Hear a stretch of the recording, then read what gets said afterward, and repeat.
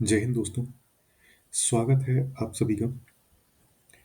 आज की इस खास वीडियो में हम बात करने वाले हैं एसएससी जेई की तैयारी के सबसे क्रूशियल फेज यानी कि लास्ट 10 दिनों के बारे में।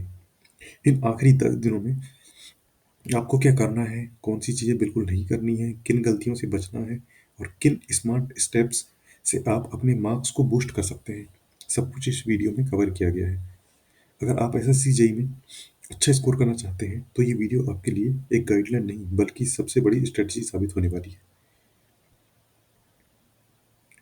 और इन 10 दिनों को बनाते हैं आपके सिलेक्शन का टर्निंग पॉइंट, तो इन चीज़ों को बिल्कुल ध्यान रखना।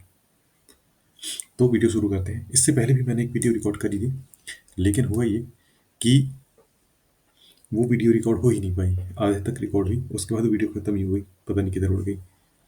तो देखो, सबसे पहले लास्ट 10 डे हमारे पास ये बचे हैं।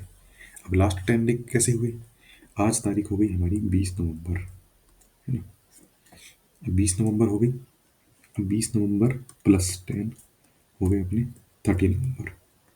उसके बाद +3 यानी 3 दिसंबर। 3 से लेके 6 तक हमारे एग्ज़ाम होने वाले हैं। अब एग्ज़ाम के पहले, मतलब अभी कुछ दिन पहले मैंने एक वीडियो डाली थी जिसमें स्लॉट सिलेक्शन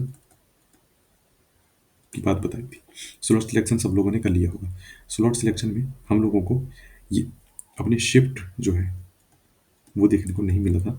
इसलिए देखने को नहीं मिला था क्योंकि एक दिन में 3 शिफ्ट होती है ना? मॉर्निंग, उसके बाद फिर इवनिंग की भी रहती है एक, और एक आफ्टरनून की भी रहती है। ये 3 शिफ्ट रहते हैं। हो सकता है कि मॉर्निंग के शिफ्ट में केवल सिविल वाले का पेपर हो। उसके बाद जो आफ्टरनून वाली शिफ्ट है इसमें इलेक्ट्रिकल का हो, इवनिंग वाले मैकेनिकल का हो, इस तरीके से हो। इस वजह से उन्होंने शिफ्ट का ऑप्शन नहीं दिया।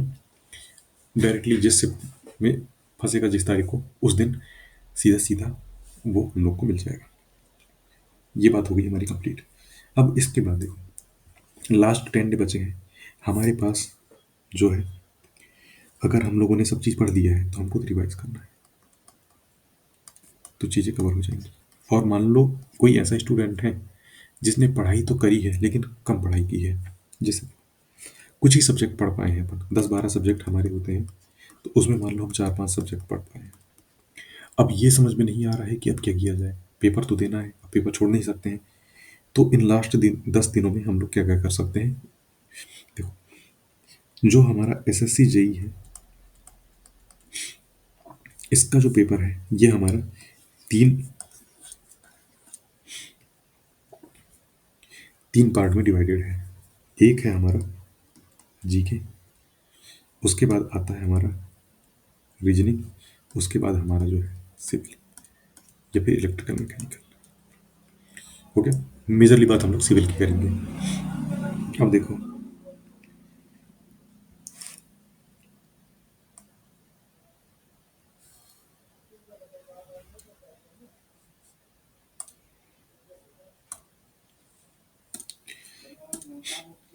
अब जीके जो है, जीके जो डिवाइडेड है ये भी बहुत सारे पार्ट में डिवाइडेड है। जैसे कि जीके में देखा जाए तो सबसे पहले आता है अपना static GK, polity, geography, economy, है ना, हिस्ट्री, साइंस, करंट अफेयर, ये सारे पार्ट, ये पूरा बनता है हमारा जीके 50 नंबर का। हो गया। उसके बाद आता है रीजनिंग, रीजनिंग टोटल 50 का है ये। फिर हमारा सिविल बच गया 100 नंबर का। अब देखो, इसमें अगर हम ये सारी चीज़ें कवर करने जाएं तो क्या हमारे 10 दिन में हो सकता है? 10 दिन में नहीं हो सकता है, पॉसिबल ही नहीं है। इसमें हम क्या कर सकते हैं, जो मेजर चीज़ें हैं उनको हम लोग देख सकते हैं। मेजर चीज़ें जो हमारे मैक्सिमम मार्क्स बूस्ट करेंगे। अब मैक्सिमम मार्क्स वाले सब्जेक्ट कौन कौन से हैं, तो देखो, जो हमारा सबसे पहला सब्जेक्ट है वो है पॉलिटी।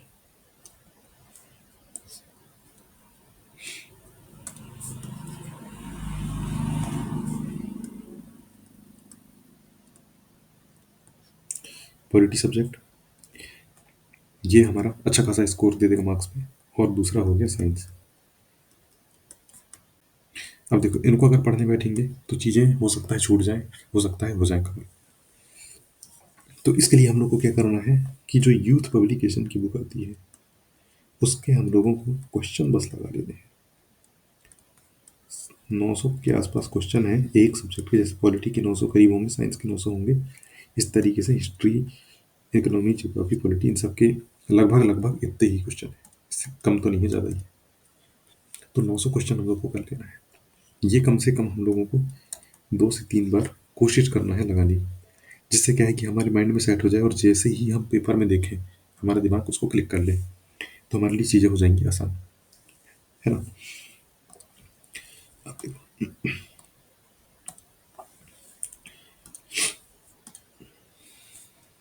उसके बाद जो आता है आगे हमारा रीजनिंग। रीजनिंग के भी 2 ऑप्शन है हमारे पास में। पहला ऑप्शन ये है कि टेस्ट, दूसरा ऑप्शन ये है क्वेश्चन। अगर हमारे पास कोई बुक है तो हम उससे मिक्स्ड क्वेश्चन की प्रैक्टिस कर सकते हैं,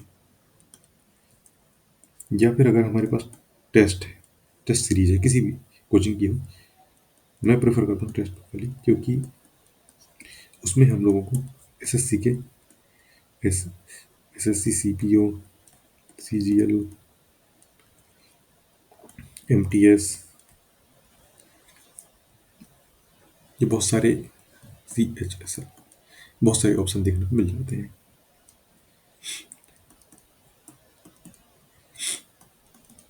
तो इसलिए हम लोग जनरली इसको प्रेफर करते हैं।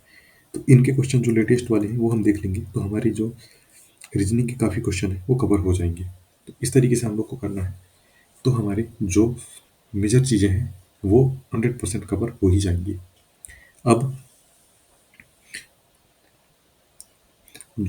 क्वेश्चन जैसे हम लोग प्रैक्टिस कर भी रहे हैं, तो इसको हमको 50 क्वेश्चन प्रैक्टिस करना है, 50 क्वेश्चन प्रैक्टिस करना है, और टाइमर लगा के हम लोगों को करना है। टाइमर कम से कम हम लोगों को इसको 30 मिनट में करने की कोशिश करें, कम से कम 30 मिनट में हो ही जाना चाहिए। ज़्यादा से ज़्यादा 50 मिनट, उससे ज़्यादा टाइम हम लोग को नहीं देना है, क्योंकि जितना ज़्यादा हम टाइम देंगे उतना ही हमारा नुकसान होगा। तो ये हमारे पास ऑप्शन बच गया। उसके बाद जो आरआरबी जेई हो गया, जिसके लेटेस्ट पेपर हुए हैं, एक वो पेपर देख लेने हैं, उसके क्वेश्चन सिविल के और नॉन टेक के क्वेश्चन भी देख लेने हैं, तो हमारी काफ़ी चीज़ें उसमें कवर हो जाएंगी। अब इस वीडियो के नेक्स्ट पार्ट में हम लोग बात करेंगे सिविल इंजीनियरिंग के इम्पोर्टेंट इम्पोर्टेंट सब्जेक्ट और इम्पोर्टेंट चैप्टर भी देख सकते हैं। पहले इम्पोर्टेंट सब्जेक्ट देखेंगे, उसके बाद फिर आगे देखेंगे कि हम लोगों को किस तरीके से कवर करना है। तो मिलते हैं नेक्स्ट पार्ट में इसके। ओके।